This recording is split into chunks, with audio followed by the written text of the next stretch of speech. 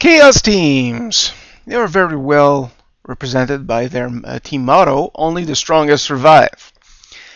Chaos teams are strong. They have very strong potential. However, usually as far as starting skills go, they're pretty bare.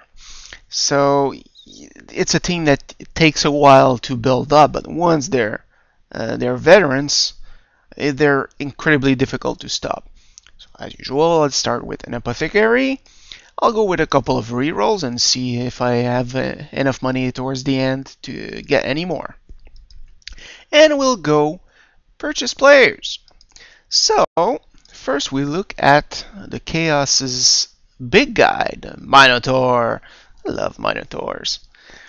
Minotaurs do have, well, decent movement and have normal strength for a big guy. 2 agility, it's not too bad, not great. So probably that your Minotaur won't be carrying the ball too much. And 8 armor, decent, but not necessarily good enough for a big guy since they cost so much.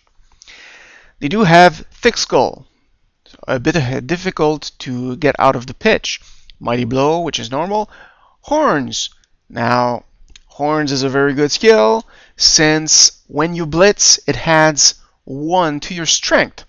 So you could blitz, for example, another big guy and have the advantage and roll 2 dice instead of 1.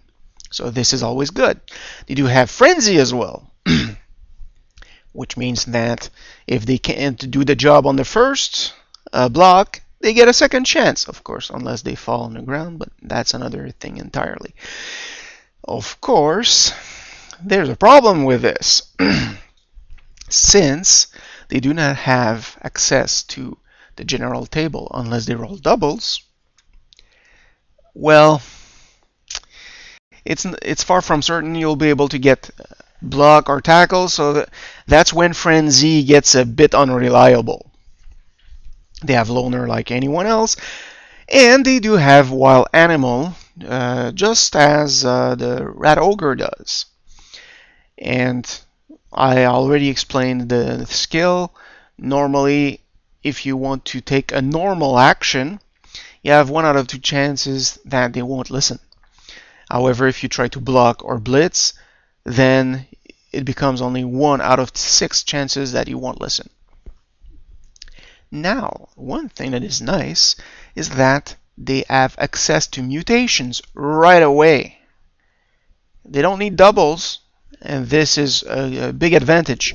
For example, one good mutation, well, I can't really show them right now since he hasn't gained a level, but they're very good. For example, you have tentacles, which is a mutation I really like, since players, when they try to get out of your tackle zone, they have to roll a die, and I think they have to check against their strength, but don't quote me on that. Anyway, it has a pretty good chance of stopping the opponent cold when they try to step away from you, and this is really good, especially if you have tentacles everywhere on your team.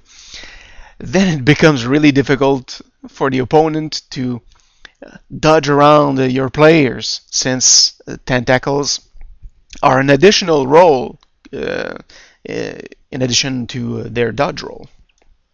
Anyway, they do cost a lot, so I'll skip it for the time being. Chaos Warriors, they will form your defensive line, and also they're very good on the offensive to create a gap in the defense.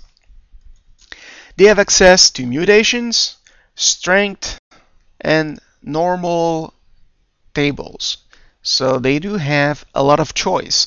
However, if you want a skill like jump up, well, you'll have to roll doubles. They do have very fair movement for a guy with that much strength. So 5 movement, very decent. 4 strength, very strong. And 3 agility.